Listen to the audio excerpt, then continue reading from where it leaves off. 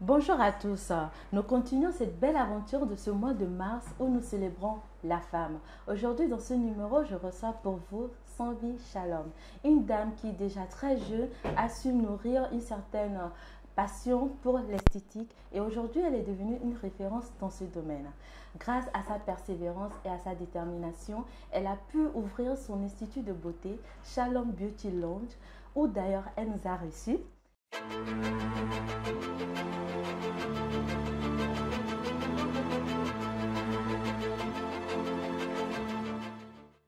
Elle est également directrice d'une société de prestation de services et aussi elle milite pour les œuvres sociales.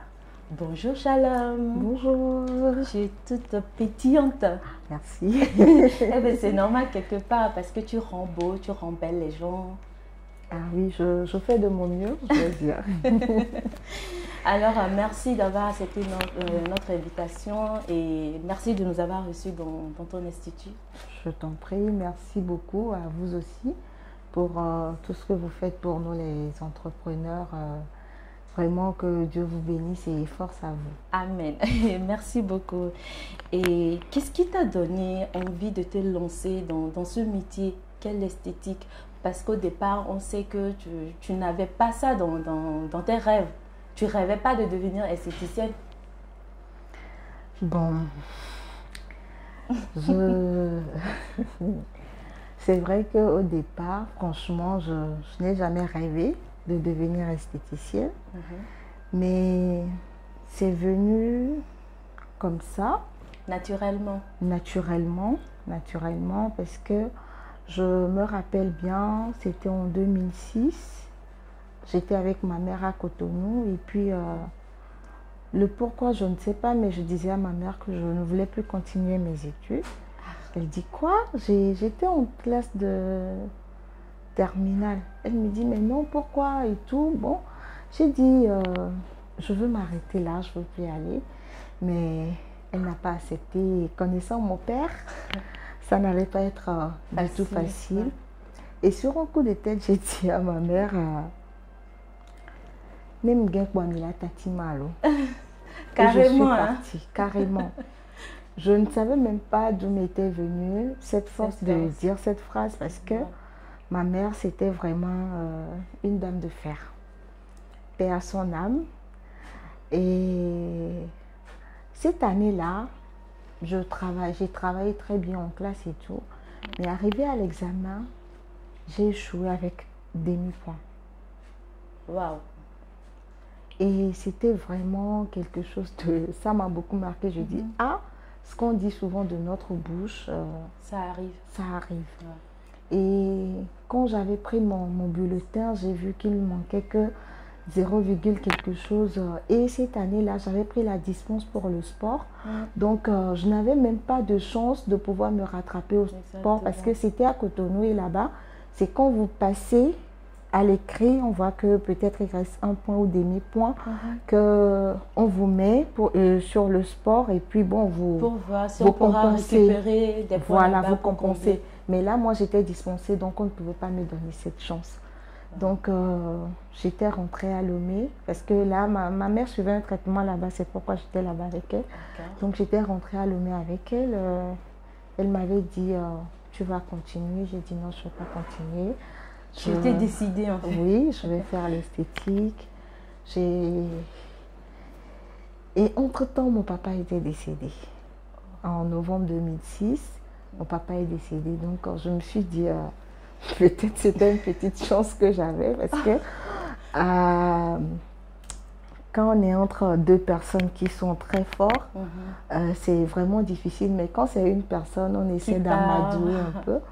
Donc, j'ai souvent ma soeur qui vient à mon secours, ma soeur aînée. Et j'ai parlé avec elle, je lui ai dit, ah, je veux me lancer, je veux faire l'esthétique. Elle me dit, mais c'est ce que tu veux faire? J'ai dit, oui, c'est ce que je veux faire. Elle m'a dit, ok, va prendre les renseignements, on va voir ce que ça va donner. Et la famille, tout le monde était contraint. Tout le monde était Il contraint. fallait avoir des diplômes, aller à l'école. Il fallait aller à l'école et tout. Et ma soeur m'a dit, Shalom, promets-moi que tu iras, tu auras au moins ton bac. J'ai dit, ok, je vais commencer l'esthétique. Et à 3 mois de l'examen, je vais repartir à Cotonou pour fréquenter, faire des révisions et passer l'examen. Ma soeur m'a dit, tu ne reviens pas sur ta parole. J'ai dit, si vous ne me laissez pas faire l'esthétique, je ne ferai rien d'autre. Tu les menaçais carrément. Voilà. Et j'ai commencé l'esthétique, c'était en 2007, j'ai commencé. Et j'ai fait 2 ans de formation. Bon, j'ai commencé et l'année qui a suivi, à 3 mois, effectivement, je suis partie à Cotonou pour faire les révisions et passer mon examen. Et ça s'était très bien passé. J'ai même eu mon bac avec mention. Wow.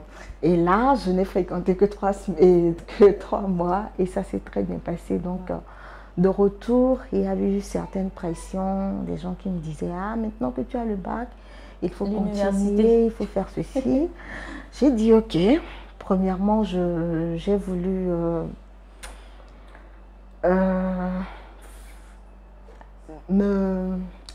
avoir cette pression que j'avais a failli avoir raison de moi en fait. J'avais même commencé des démarches pour m'inscrire à l'université. Mais quand j'ai fait 2 jours de tour, je voyais que bon... C'était pas ton monde. C'était pas mon monde. Quand pour l'inscription, on me dit, il faut aller ici, il faut faire ceci, il faut faire ceci. Moi, je ne fais pas ça. J'ai dit à ma mère, bon, s'il y a quelqu'un qui peut aller faire les courses là, ok, il n'y a pas de souci. Mais moi, je ne fais pas ça, je reprends mon boulot. Et j'ai continué l'esthétique jusqu'à ce que je ne termine ma formation. Et je vais dire qu'aujourd'hui, je ne regrette pas du tout le choix que j'ai fait. Je me sens dedans. Je me sens dedans. Je me rappelle quand j'étais toute petite, quand mon père était là, il me disait tout le temps de venir lui masser les pieds. Donc c'est ce que je faisais. Parfois ça m'énervait quand je le vois. Quand il m'appelait comme ça en même temps, il dit ah, je vais encore me demander de lui masser les pieds. Donc je ne sais pas si c'est venu de là. Je ne sais vraiment pas, mais inconsciemment en fait. Effectivement, donc j'aime bien prendre soin des gens, faire des soins, le gommage, l'épilation, maquiller. Pour moi, c'est pas seulement un métier, mais je vais dire que c'est une passion. Wow. Oui, c'est une passion pour moi. Et tout le temps, je suis là à réfléchir comment est-ce que je peux développer ce domaine, quel est mon plus que je peux apporter à ce qu'il y a déjà sur la table et qu'on voit tous les jours. Donc voilà, je suis dans cette bataille-là. Il faut dire que ça n'a pas été facile dès le début. Ça n'a pas été facile. J'ai commencé petit à petit. Après mon diplôme, j'ai travaillé dans... J'allais même justement revenir sur ça. C'est-à-dire, c'est vrai que ça a été difficile. Les parents ne voulaient pas te soutenir dans cette optique-là. Et tu étais seule face à cette bataille-là. J'avais ma soeur avec moi. Et entre-temps, bon, il y a maman aussi qui s'est dit, bon, c'est son choix. Voilà, elle n'a qu'à commencer, on va voir. Elle a capitulé. Mais, genre, tout le monde était là, attendant de voir... le résultat et genre quelle façon seulement faut pas pour qu'on puisse la récupérer. Mais Dieu aidant, il t'a aidé à tenir. Il m'a aidé à tenir, voilà. Et aujourd'hui j'ai des opportunités grâce à mon métier. Aujourd'hui je peux aller dans certains milieux que peut-être je n'ai jamais pensé aller. Je peux avoir contact avec certaines personnes qui, peut-être si je n'étais pas dans ce milieu, je ne pourrais pas les connaître et tout. Donc voilà. Et quand ta famille te voit aujourd'hui, après tout ce combat que tu as mené et tout, et avoir le résultat que ça a donné aujourd'hui justement, qu'est-ce qu'elle te dit? Est-ce qu'elle est fière ou... Ah oui, oui. Beaucoup en sont fiers. quand j'envoie, parce que j'ai une liste de diffusion dans laquelle j'envoie tout le temps ce que je fais et tout. Donc, souvent, je leur envoie, souvent, je vois leur retour.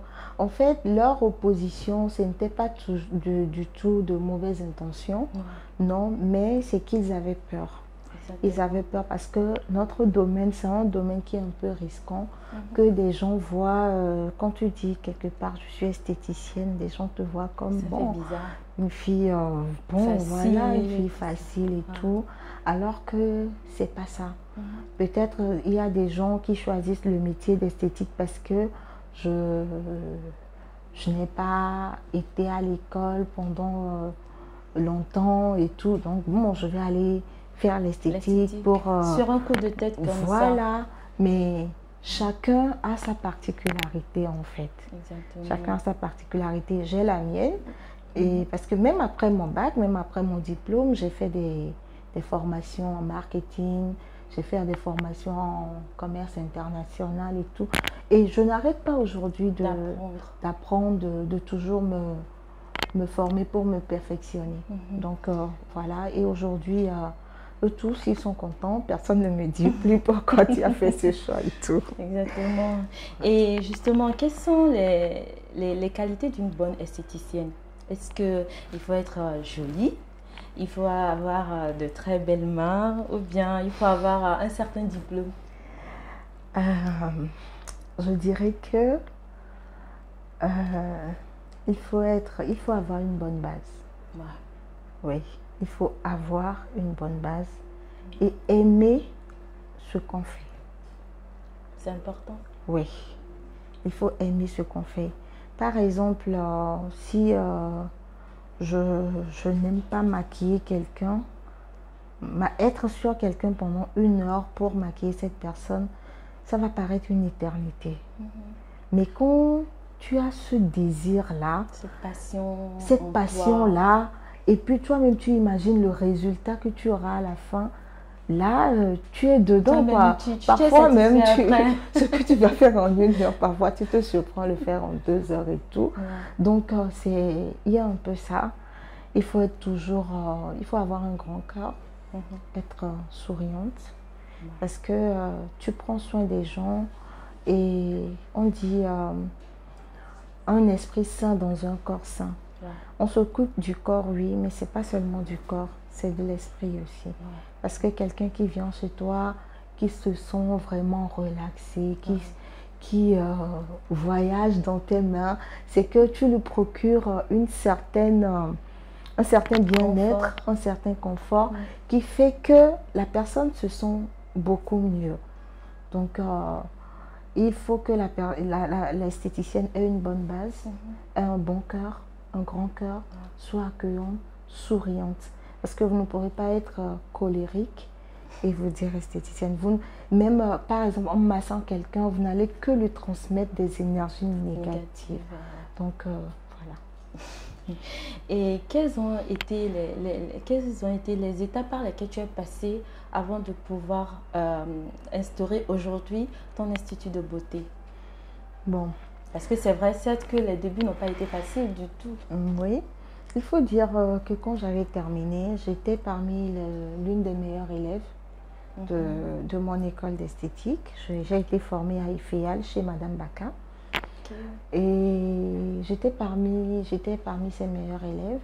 Et quand j'ai terminé, il y avait une de ses amies qui est représentante d'une marque française en Afrique de l'Ouest et qui voulait installer sa boutique ici à Lomé. Donc ma patronne m'a présenté à elle, ayant confiance en moi bien sûr.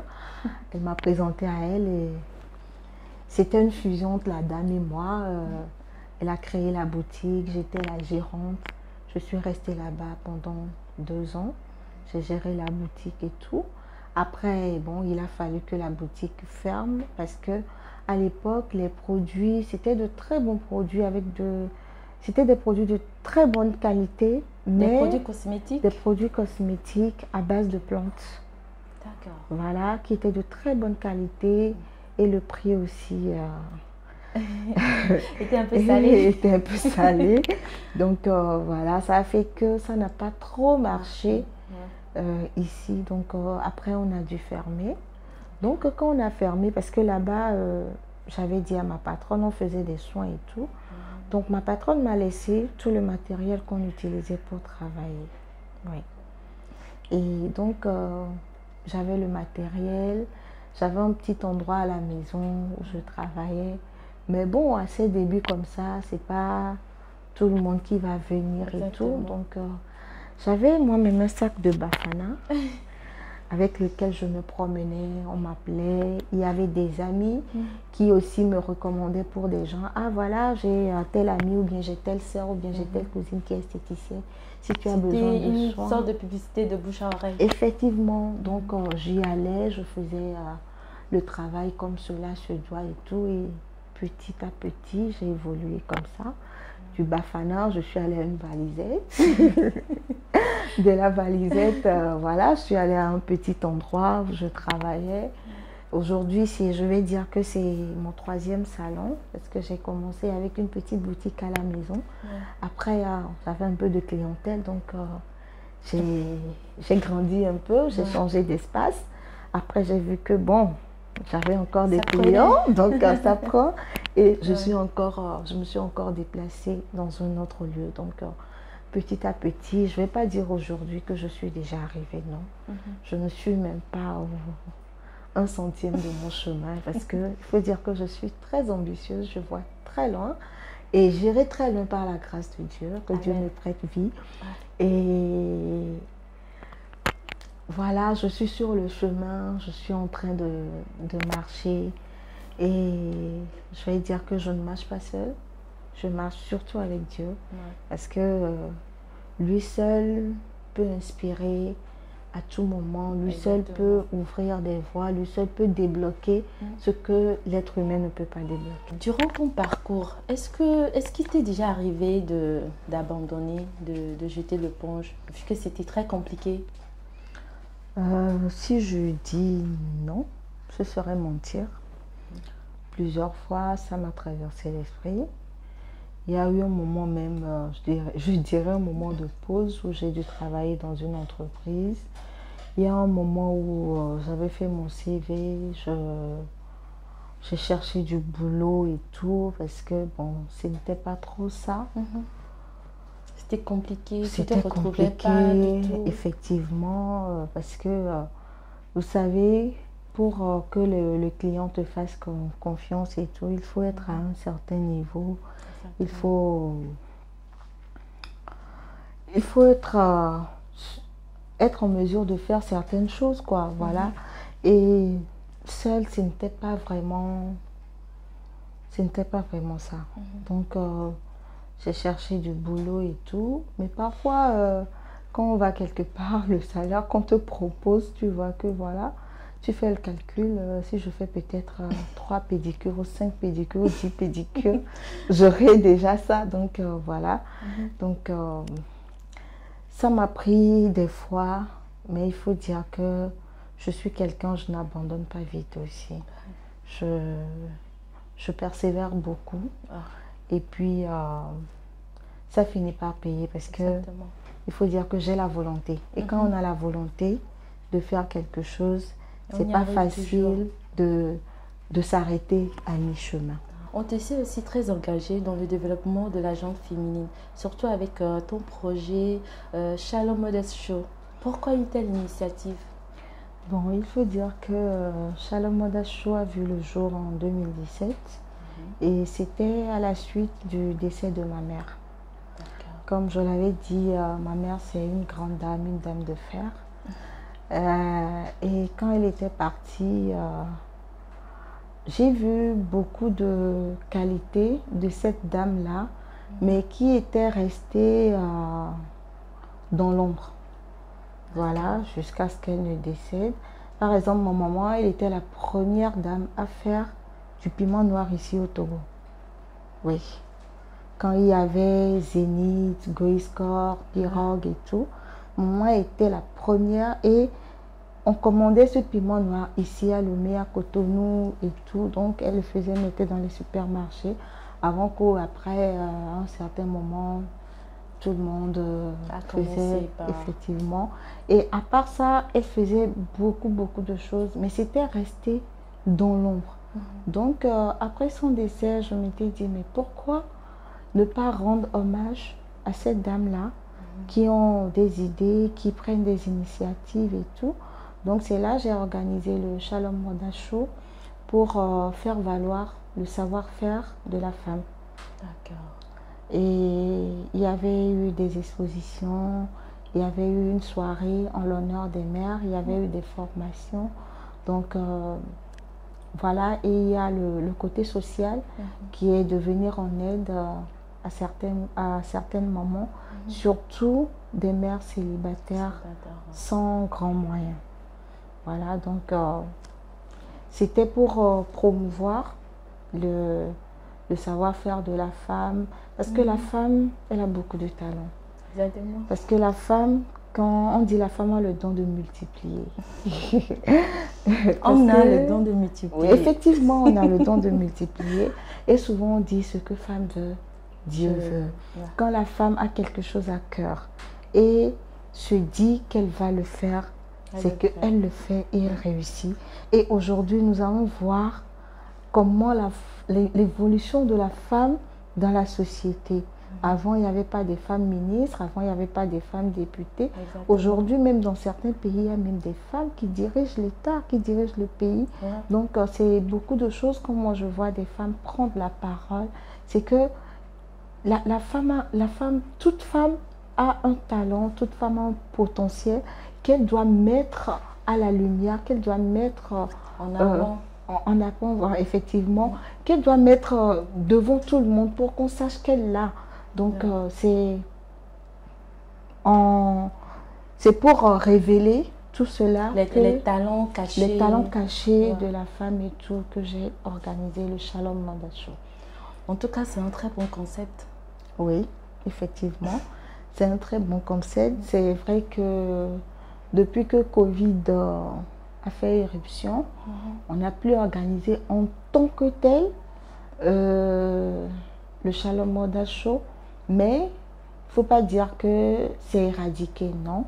Mais je suis en train de réfléchir avec mon équipe. On est en train de voir comment reprendre les choses, comment faire et comment aborder ou bien quel autre aspect donner à cet événement, toujours pour les mêmes objectifs quand même. Eh ben, on espère que ça reviendra très bientôt. Bien sûr. Et à part le fait d'être esthéticienne, être dans les œuvres sociales, tu es aussi directrice d'une société de prestation de services, ESNAM. Oui, ESNAM, qui veut dire juste ESNAM. ESNAM qui est un prénom de ma mère, qui veut dire aussi Dieu m'a écouté.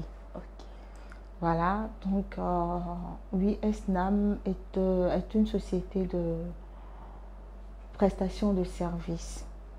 On essaie d'étudier quelques besoins de la société et on essaie de créer de l'emploi par rapport à ces besoins-là. Parce qu'aujourd'hui, les gens disent qu'il n'y a pas de travail, il n'y a pas ci, il n'y a pas ça, mais il suffit d'y penser. Il suffit d'y penser. Par exemple, ESNAM, à l'approche de la rentrée scolaire, on essaie de faire de la pub, on essaie d'approcher des gens, ceux qui ont besoin de nous. Parce qu'aujourd'hui, tout le monde n'a plus le temps d'aller acheter des fournitures pour ses enfants. Et c'est pourquoi c'est à la veille de la rentrée, il y a les librairies qui sont remplies et tout. Donc nous prenons la liste des fournitures, par exemple, nous faisons l'achat, nous couvrons les cahiers, les livres et tout, on vous livre. Et puis voilà, vous avez préparé la rentrée de votre enfant. Après des fêtes, vous nous appelez, on vient, on fait le rangement et tout. Vous avez besoin de quelqu'un pour aller au marché pour vous, on le fait. Vous avez besoin de quelqu'un pour garder votre enfant à la maison, ou bien votre maman, ou bien une personne âgée qui Vous ne êtes peut dans pas tout en rester. fait, dans Effectivement, tous les domaines. voilà, donc on essaye de travailler avec des jeunes. C'est vrai que ça n'a pas encore pris comme cela se doit, mais on est sur le chemin. Petit à petit, l'oiseau fait son nid. Ça va aller. Et on espère. Et quel conseil tu as aujourd'hui à l'endroit des jeunes filles qui nous suivent? Peut-être une jeune fille qui veut faire carrière dans l'esthétique. Quel conseil tu pourras lui donner? Bon, je vais lui dire du courage. Je vais lui dire de faire une très bonne formation, d'avoir une très bonne base dans le domaine et de ne pas seulement s'arrêter après son diplôme pour dire voilà, je connais déjà. Non. Dans notre domaine, il faut se mettre à jour tout le temps. Parce que avec la technologie aujourd'hui, tout évolue et tout change. Moi, il y a des trucs que je n'ai pas appris en formation, mais aujourd'hui que je fais, parce que je fais une mise à jour. Donc, il faut que la personne ait une certaine persévérance. Il faut que la personne sache que son métier est son premier mari en fait. Il faut que cette jeune fille-là aime son métier de tout son cœur et se dit, voilà, c'est ce que j'ai choisi, je vais y arriver. Si aujourd'hui, il y a des présidents qui ont besoin des esthéticiennes, alors je serai esthéticienne d'un président. Je ne serai pas juste esthéticienne dans une baraque au bord de la voie. Moi, quand des jeunes filles viennent chez moi pour me dire je veux des renseignements pour apprendre le boulot, je leur demande, tu veux être une vraie esthéticienne? Tu veux être une professionnelle? Tu veux être une amatrice? Parce que chaque chose avec ses règles en fait. Exactement. Donc, quand tu es très ambitieux, il faut que tu sois très rigoureuse envers toi-même. Et ça, je le suis. Si vous demandez à mes filles, quand il s'agit de travail, je suis une autre personne. Je ne suis plus celle qui rit. Je suis carrément une autre personne. On ne s'amuse pas avec mon travail. On ne s'amuse pas avec le travail. Parce que le travail, c'est quelque chose de très précieux en fait. Il est sacré. Effectivement. C'est quelque chose de très précieux. Et quand on le perd, c'est fini. Aujourd'hui, on voit des personnes qui ont travaillé pendant des années, mais ne sachant pas comment profiter de travail. Après leur retraite, on les voit dans une certaine souffrance. Il faut que tout ça nous fasse un clic pour nous dire, ah, comment est-ce que moi je dois me préparer dès aujourd'hui? Comment est-ce que je dois évoluer? Quel est mon degré de persévérance? Quel est le point que je veux atteindre? Donc, en ayant une certaine vision, on marche selon la vision qu'on a. Donc, à toute jeune fille qui veut se lancer dans l'esthétique, je vais dire bonne arrivée et je vais dire beaucoup de courage, force à elle, qu'elle prenne son travail à cœur, qu'elle prenne son travail comme son bébé, qu'elle prenne son travail comme son mari et elle ira très loin. On ne commence pas par un château, mais on peut commencer par un château de sable et finir par un château en béton. Merci. En tout cas, merci beaucoup, Shalom. Merci pour tous ces conseils. Merci pour cette belle histoire, pour ce beau parcours. J'espère que ton histoire a pu inspirer quelqu'un. Merci de nous avoir suivis. Je remercie tout le personnel de Shalom Beauty Lounge et je vous invite également à y faire un tour. Toutefois, si vous avez besoin de vous faire masser, de vous faire épiler, bref, pour tous les soins de beauté, vous n'allez pas le regretter. Je vous dis à très bientôt. Au revoir.